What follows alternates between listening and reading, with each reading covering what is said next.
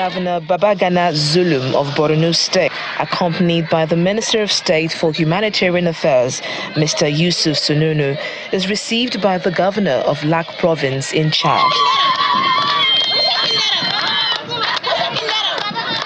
The delegation is here to formalize the repatriation of some Nigerians who have taken refuge in Chad following the Boko Haram insurgency in Nigeria's northeast region. Officials put pen to paper to formalize the tripartite agreement, which involves Nigeria, Chad, and the United Nations High Commission for Refugees. We are ready to receive all those who voluntarily on their own desire to go back to Nigeria, and we ensure that they are transported back to Nigeria, they are settled and also integrated in our country. They will be given all the conventional rights as enshrined in the international agreements.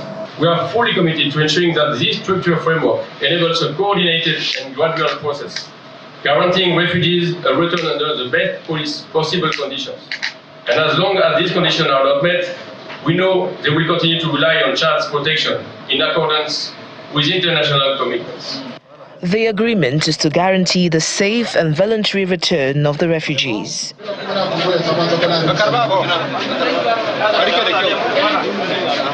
In the first batch of the repatriation exercise, 1,768 families, comprising 7,790 people, will return to Nigeria.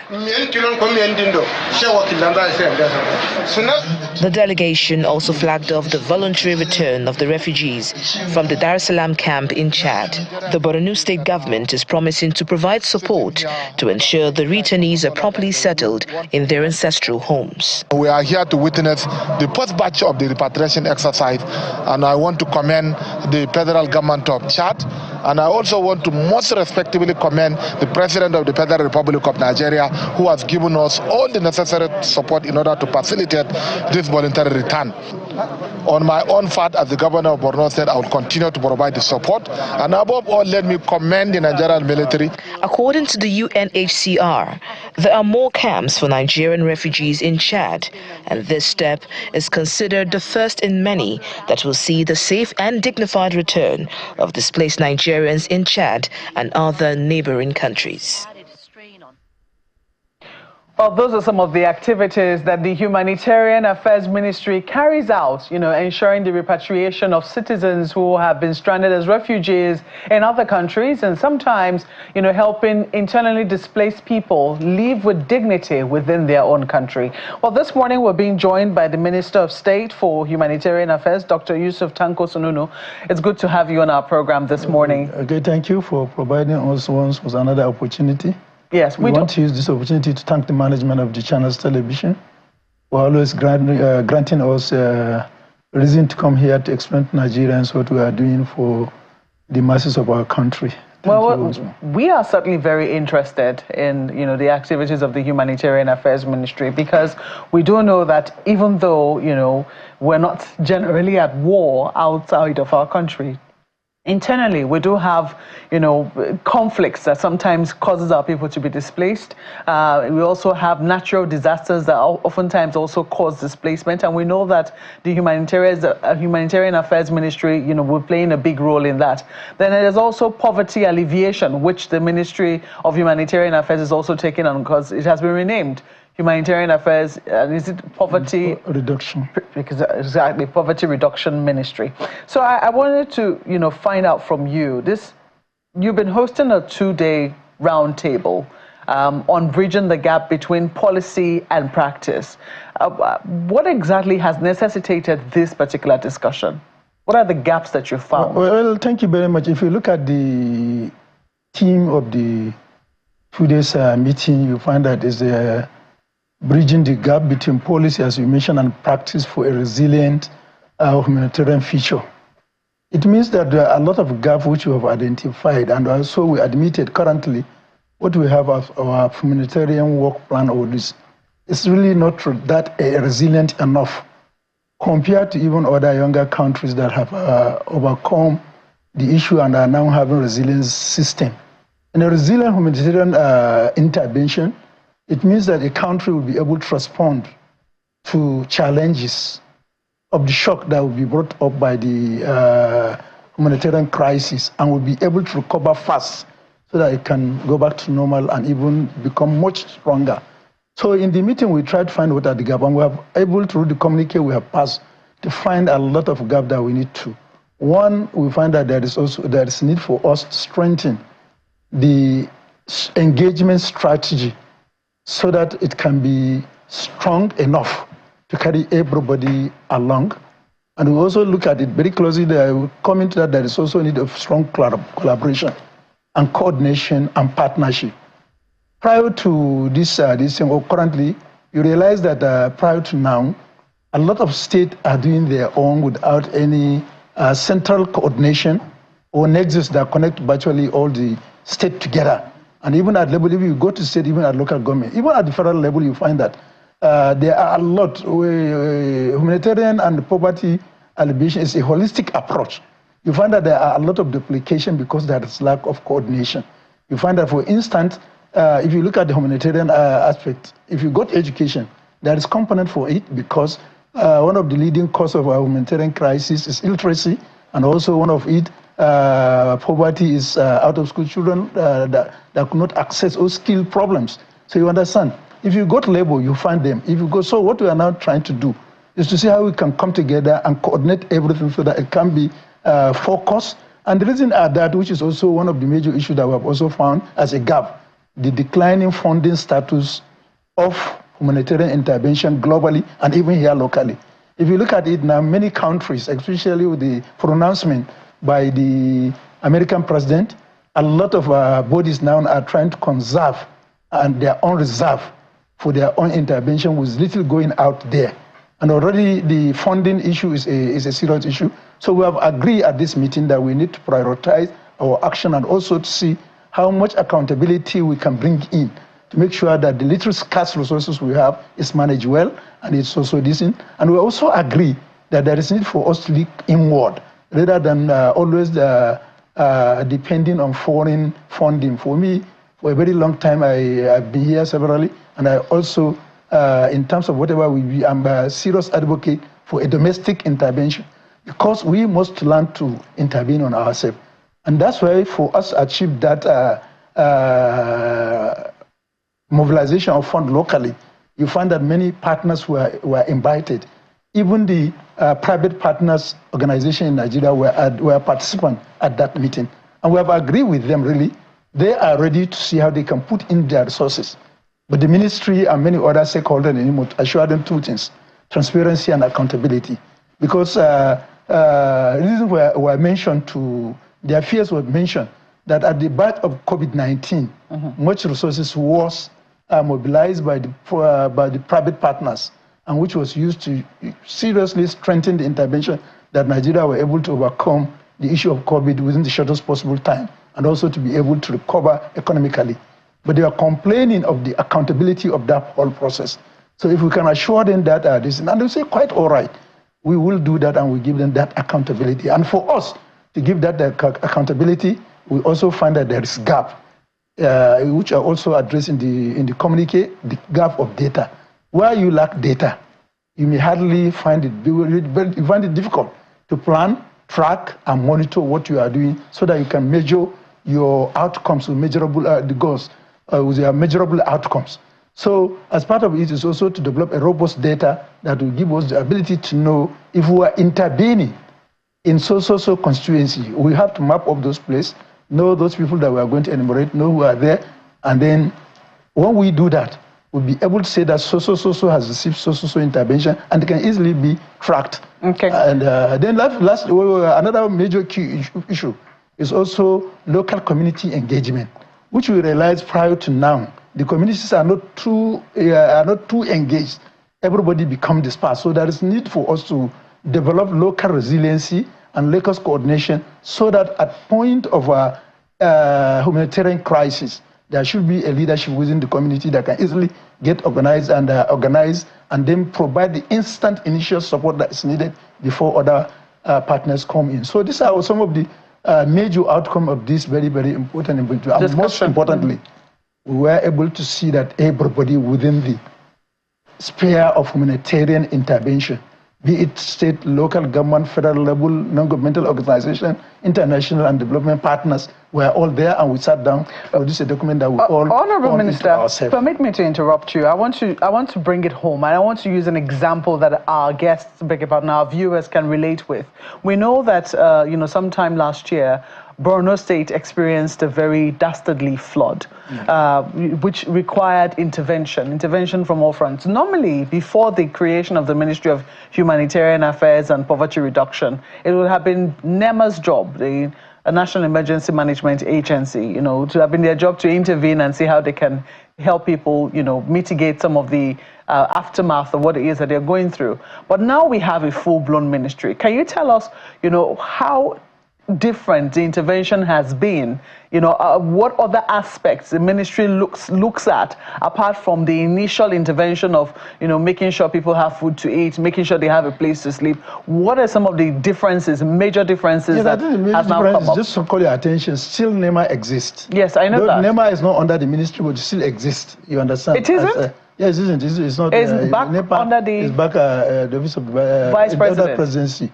It's under presidency, but it still exists, and they have their own mandate, and the ministry also have their own mandate. Is that confusing? But what we have, it's not confusing. Yeah. We have also a meeting point.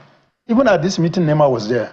NEMA is an emergency, which will also provide support to emergency. But you see, a long-term and durable solution that will address catastrophe that has been brought about by crisis is shouldered by our ministry.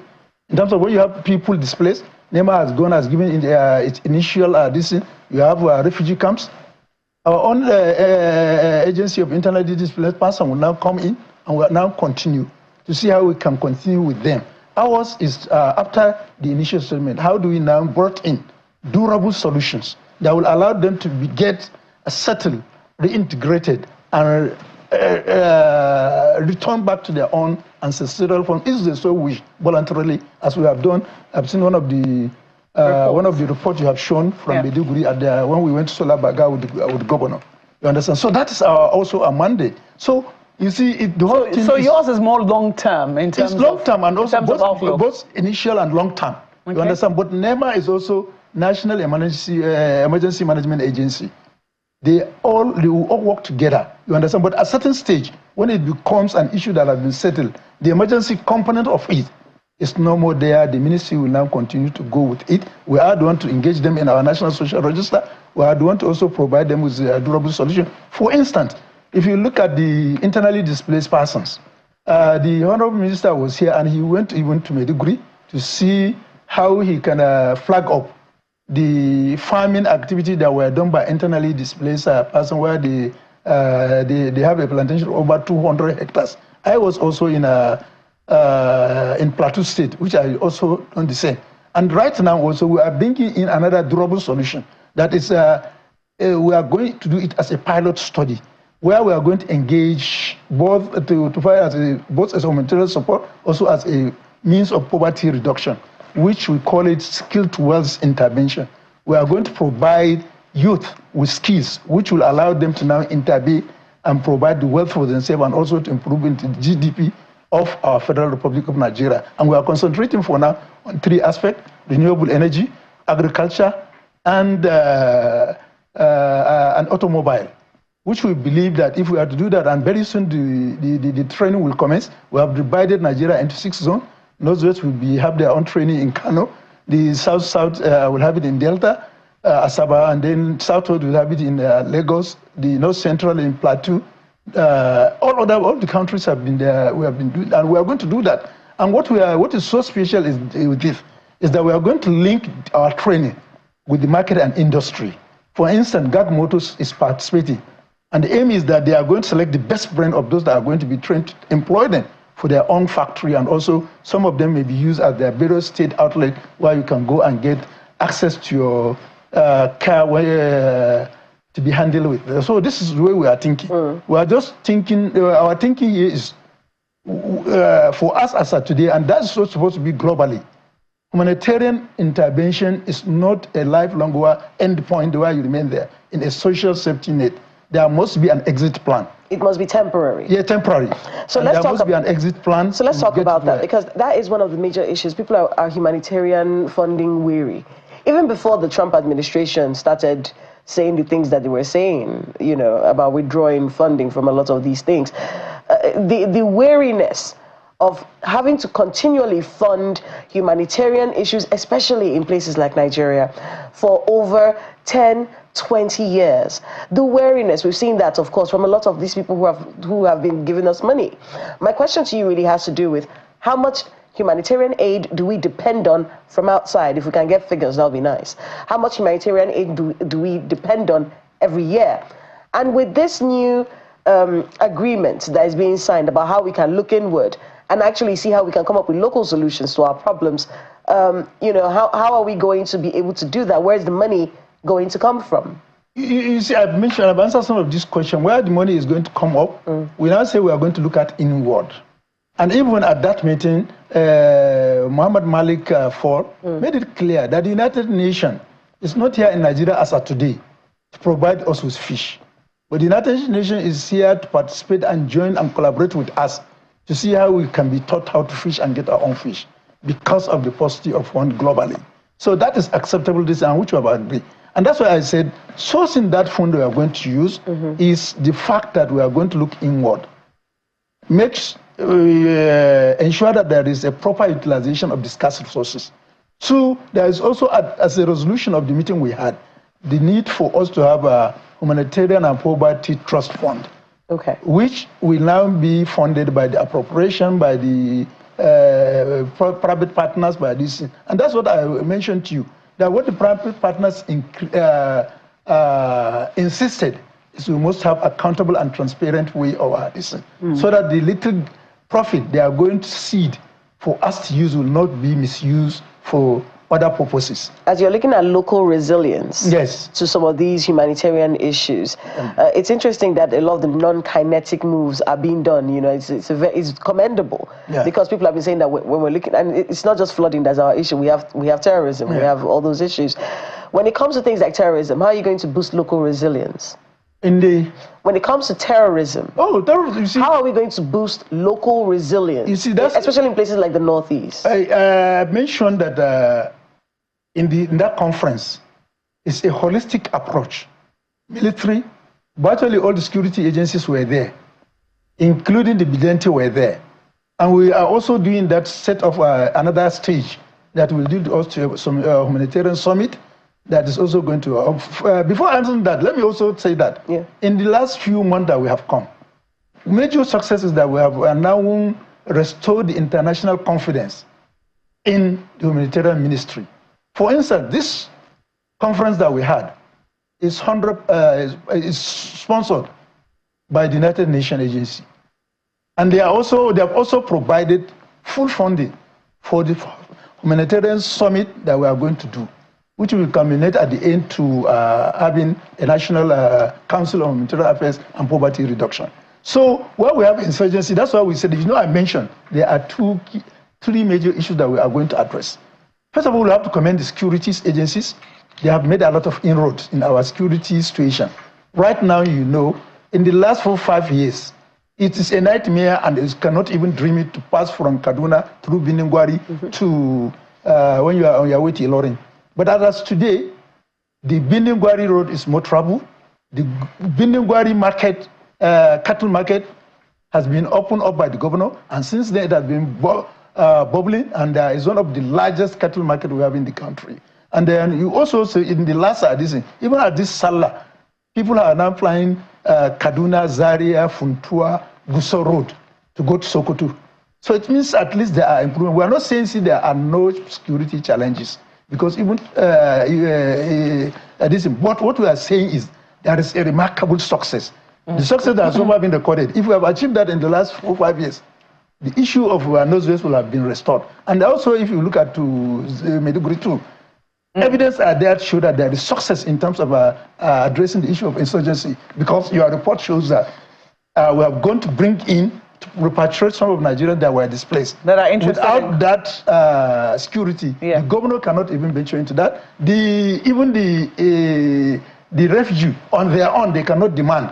Because if you are going to repatriate them, it must be at their own voluntary desire, not you forcing them. They desire, they wrote a letter to the governor and they wrote a letter to the president, which will also, as a responsible ministry, comply and work with the government and the Chadian Republic and United Nations Human Rights Commission of Refugees to bring them back to the country. Honorable Minister, as a result of this conversation which you have had, what differences are you hoping that Nigerians will see in the activities of the ministry moving forward? What we expect and what Nigeria will see now, we'll see a stage where we are going to streamline our activity that is coordinated, that is transparent and accountable, and that will also try as much as possible to utilize properly the mega resources we have so that we can have a human face to all the reforms that is ongoing in Nigeria. And with that, President Bola Ahmed Tinubu will surely succeed, because his mandate is that eradication of poverty is #1 in the 8-point agenda. And that's why, even as a ministry, I've mentioned to you, we have moved in forward and fast to develop a sustainable plan that will have a lot of components that will arm our youth. And most importantly, I must also say that as today, we have in our warehouses, and we are soon going to unveil training, that we can train over 120 youth in Nigeria through the Empower, through the NSPA training program. And then the portal for Empower will also be soon made ready for Nigerians to access. Putting all this together will surely make a remarkable impact in providing humanitarian intervention and also building our youth to be self-reliant and also to contribute meaningfully to the development of this country.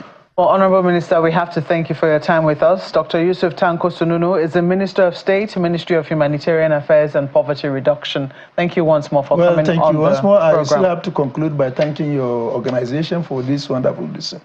Thank you. I think I was mentioned jokingly that it has been my second home. I cannot, as I've lost count of the number of times I was in your hot seat.